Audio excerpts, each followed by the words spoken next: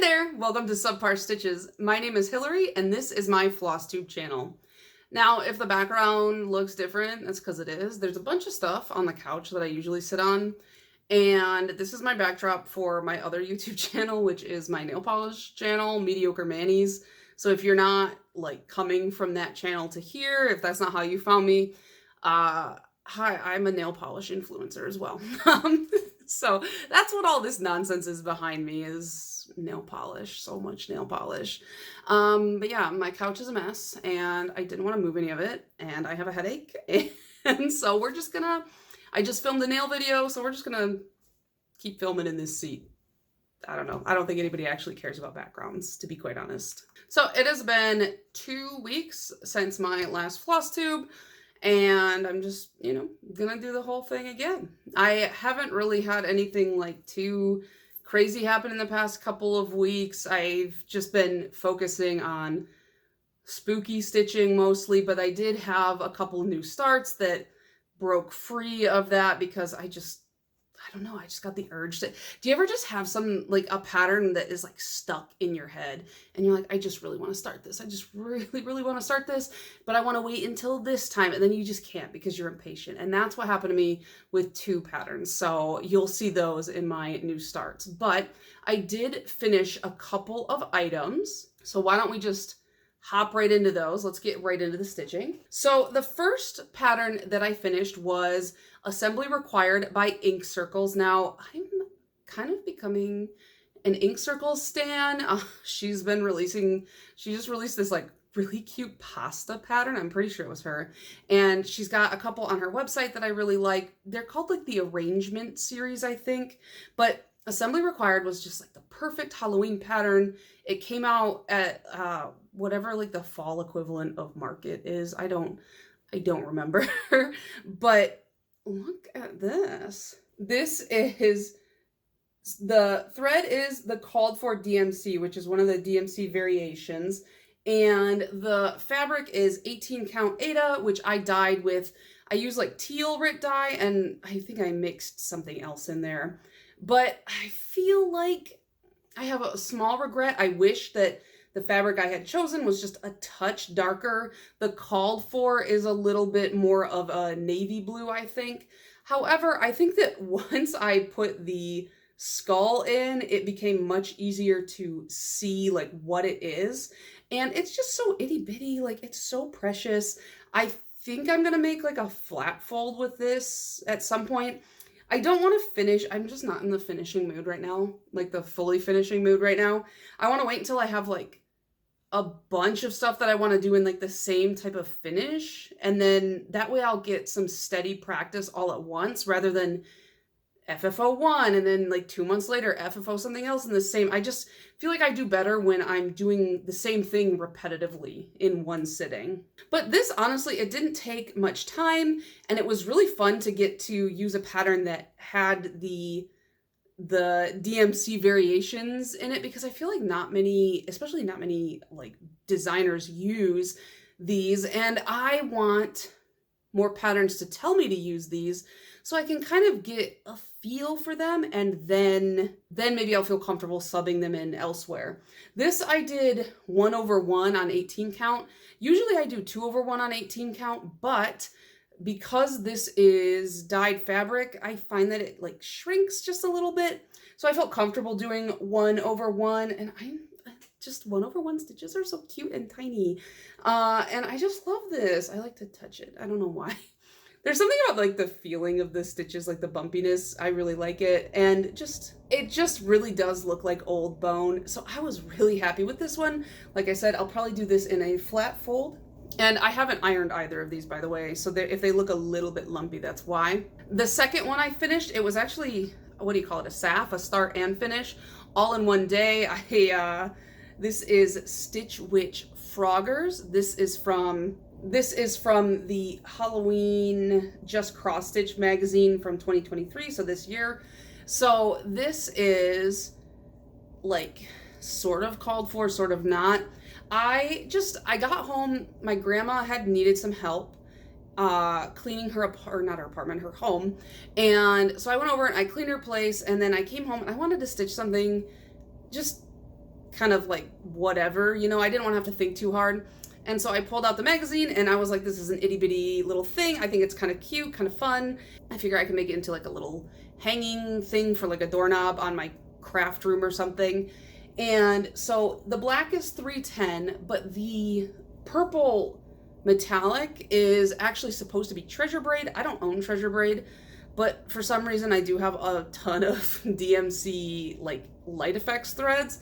And so I was like, this is a good chance to, I'll sub something in from stash because I don't usually do that. It's like good practice to like use what I have rather than go out and buy something new for very minimal stitching, because there's really not a lot of that purple. So why would I spend a bunch of money, well, not a bunch, but you know, like a few bucks on a treasure braid that who knows when I'm going to use it again, when I already have this purple metallic in my stash. So I did that, but also this is the first time I've ever stitched with a metallic, so learned a lot. This I stitched in hand, and but when I stitch with metallics again, I will definitely be putting it in a hoop or a frame or something to hold it taut, because I feel like having the fabric pulled taut definitely will help with the metallic thread a little bit more, because I found, especially with the words, like it kind of got bunchy in a way that I didn't appreciate. And if the fabric had been flatter, I think it would have been easier. I did use thread conditioner, so that definitely helped. Aside from that, I don't think I would have done anything else differently. I do think it's really cute. The one detail I really like is in the word stitch, the H is like a shoe, and then the purple metallic thread is like shoelaces. I thought that was really cute. And then, of course, there's like a little bit of a spider here on the W. I think that in the G, it's supposed to be like eyes, and then it says magical stitch removal and metallic thread dehexing. So I thought it was fun to use metallic for that. And this fabric is fabric that I dyed myself. It's 18 count Aida, and I used some kind of gray Rit dye, and I thought it looked really cool. I did dye some that looks more like goosebumpsy fabric, and I was gonna use that, but I'm so glad I went with the gray, because I feel like this purple pops better on this than it would have if I used that like green and purple fabric that I dyed. So this is super cute too. So those were my two finishes, and then I have 2 whips and 3 new starts. Okay, so let's just go into the whips. So the first whip I have is my Wizard Inventory Sal by Sewing Starfish. And this one, I think I know which. I couldn't remember what the last 2 were. So here's where I was last time. And there was a new drop today. So there are 2 motifs that are missing from this, but I'm caught up aside from today, which is Friday when I'm filming this. And here is where I am now. So you can see it was, the newest motifs were, let me fold this back, the key, which has just a little bit of back stitching on it, and then the candle, which has quite a bit of shading within the candle and the, whatever the thing is that you hold the candle in. Once I'm fully finished with all the motifs, then I will go and add any kind of long back stitching. I say this every time, but just there are some like long back stitches that are supposed to be up here. On here, there's going to be some French knots and some long back stitching. French knots for the eye of the salamander here and on the wizard, and then some long back stitching on these kind of dice guys. But I'm loving how this turned out. Today there was a ankh, and it's like an owl on a thing. I can't remember. I only glanced at it this morning before I rolled out of bed to work. And so after I'm done with all of the day's tasks, I will be adding to this, hopefully. I mean, maybe I won't. Maybe I'll do something else. But I'm thinking I want to stitch on this tonight, because Friday is kind of my Sal stitchy day, you know? My second whip was the nostalgic Ouija, I don't know. I don't remember where I was last time, but I do have a picture. And so that's where I was last time. And then here's where I am now. I'm pretty sure I added this border since then, and I think I added this, and I'm pretty sure that's about it. Oh, and the butterfly, I'm pretty sure.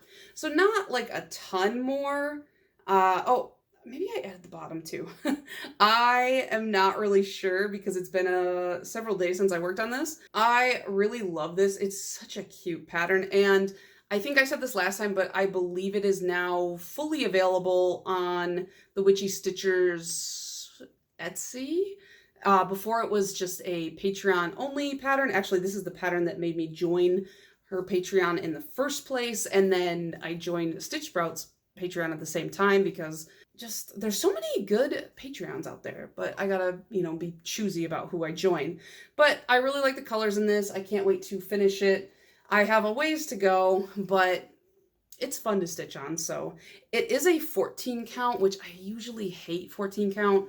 So I don't know, but like I had this idea that I wanted to be pretty big. So probably after this and then the next project I show you, I probably won't stitch on 14 count for a while, which leads me to new starts. So I started a project on 14 count, and this is Enchanted Forest. I think this is the third one.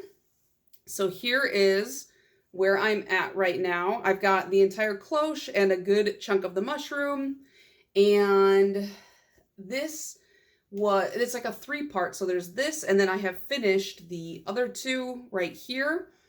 And I was wanting to do like a triptych frame, but I'm starting to realize that my measurements were off, and the frame that I picked, I don't think it's gonna work. So we might have to do something else. I'm not sure. Had I just started these a little bit lower on the fabric, it probably wouldn't have been a problem, but I don't have enough fabric at the top for them to be even. I don't know what I was thinking. I just did some bad measuring. So once I realized that, I kind of felt a little defeated about that, but that's okay. It's not the end of the world. I just wanted all of their bases to be aligned. So what I could do is this could be like the center, and then these could be just a little bit more raised on either side, and that would be tolerable, I guess, but I don't know. I have to see how this one if this will even fit in the frame I bought, because now I'm wondering, is my measurement off? I don't know. But this is on 14 count Black Ada, and I just got sick of it. I was like, all right, I'm done stitching on the 14 count Black Ada. I wanted to finish this before October ended, but it's not that big of a deal. It's not the end of the world if I don't, which I won't, because there's other stuff that's just calling to me a little bit more. So I got a pretty good chunk of this done, and this was only like two days of stitching, maybe 2.5. And that includes my lunch hour at work, as well as after work when I come home and do nothing but cross stitch and watch YouTube videos. So there's that. And then I was like, I'm just so sick of stitching on 14 count right now. And I want to start something new that has been sitting and it's all kitted up. And so I was like, I know what I'm going to start. The project I have kitted up on 28 count, which, as we all know, is just 14 count, essentially. But the needles that I use for 14 count versus the needles that I use for 28 count are different, and that's really why I don't like 14 count. Is like the size of the holes are too big, and I don't like the size of the needle, because the size of the needle, my thread always falls out of it, my floss, and I just hate it. I really like to use a very small needle, and that's what I use for 28 count. So this is a stitch along that started on the Cunning Cross Stitch Facebook page, which I will link down below if you guys are interested. It is a free stitch along, and it is a like Hobbit Lord of the Rings themed one.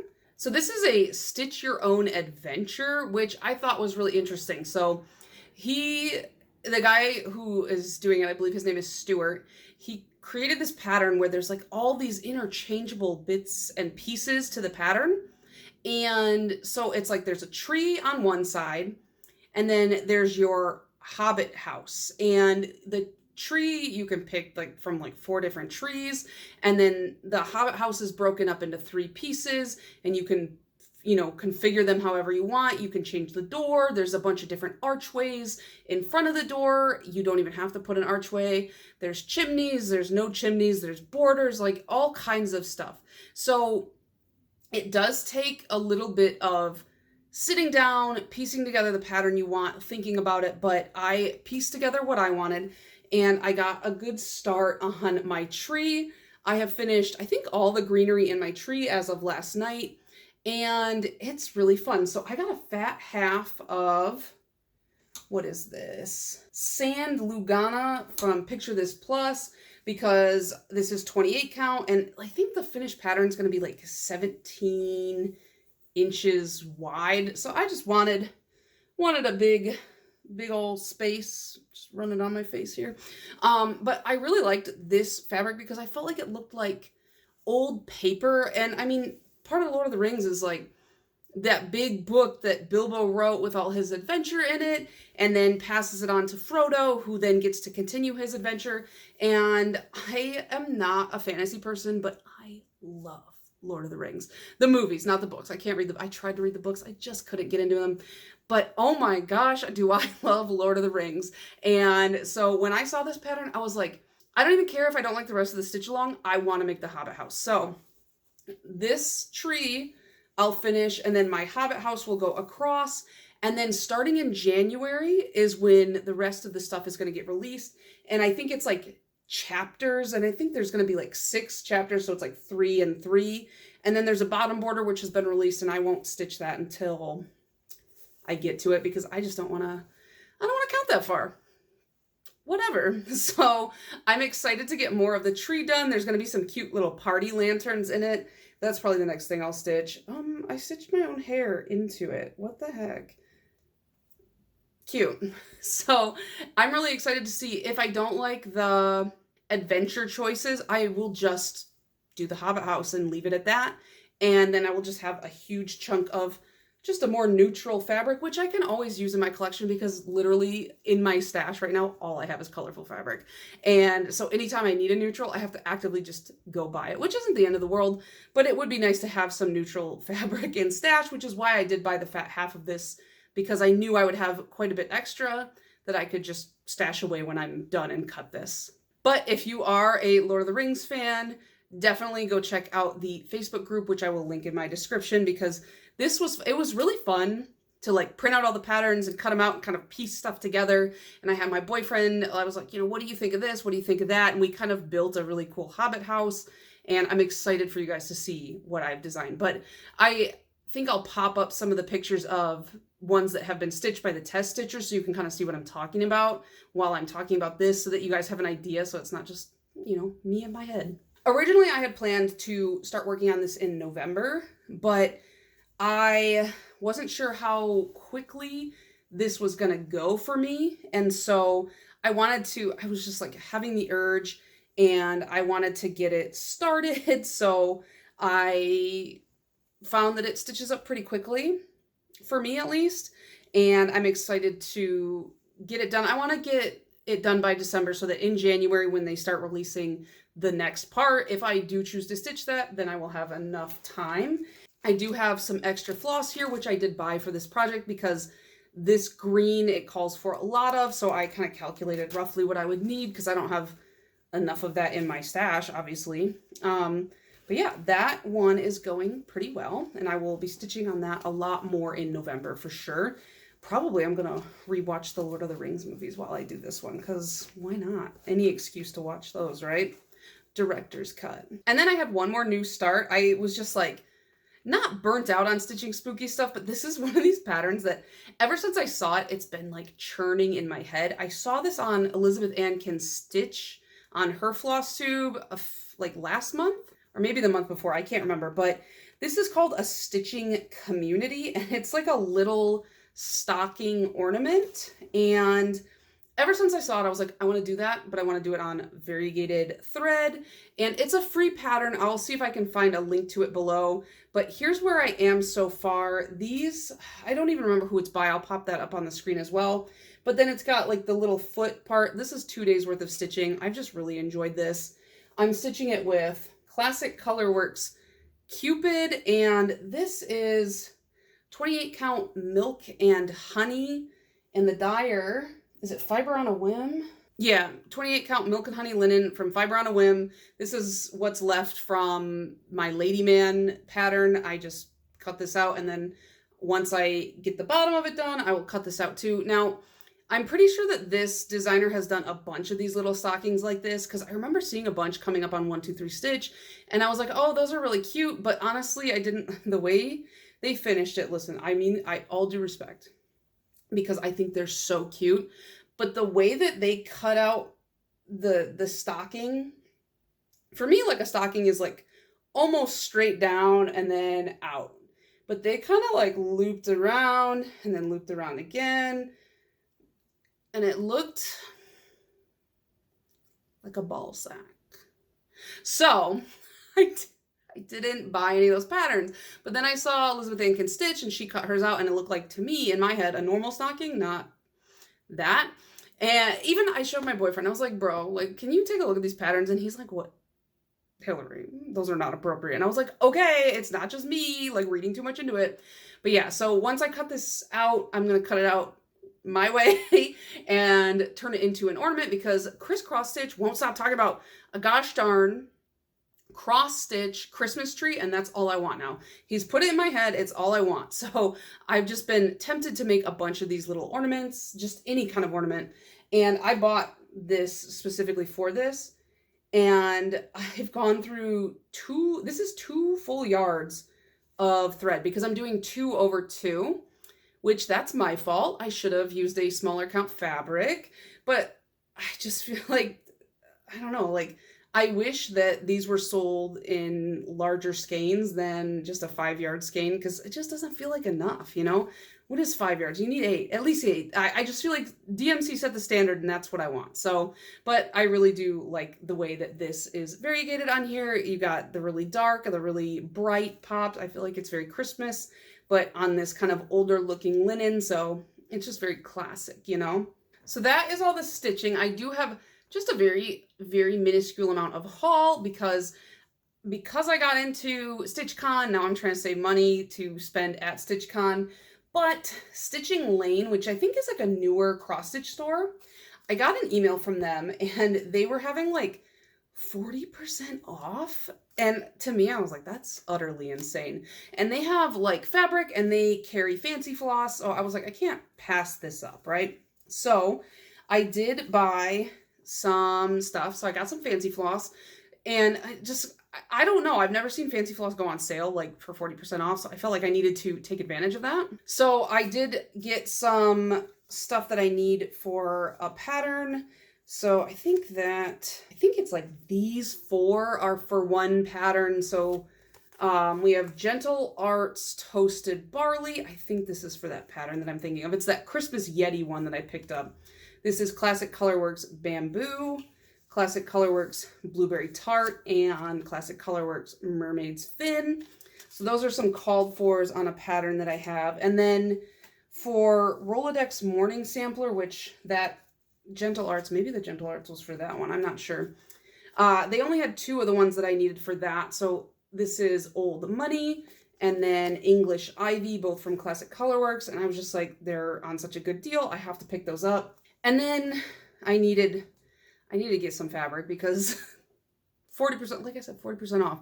So this is Fiber on a Whim Cream and Sugar 32 count Belfast linen. It's a fat quarter. It's not like anything crazy. I needed a neutral because there is a pattern that I have. It's like a kind of decent sized sampler, and it's kind of like hokey. It says, I will walk backwards, or I will face God and walk backwards into hell. It's a drill tweet, but it's got like this like classic sampler look to it.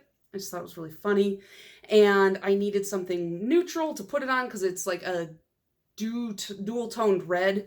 So I felt like this would look good with a red sampler on it, and I'm sure there will be extra left that I can throw into stash. So I just ended up picking this up because it was really cheap. Yeah, and that is all of the haul that I had. So not too crazy. I didn't break the bank this month. As far as books go, I did finish the second Court of Thorns and Roses book, and I was like, oh, I'm not going to read the third one. You know, I don't think I'm going to read the third one. And then I got to like the last section of the book, like, because it's like broken up into like books within the book, I guess you could say.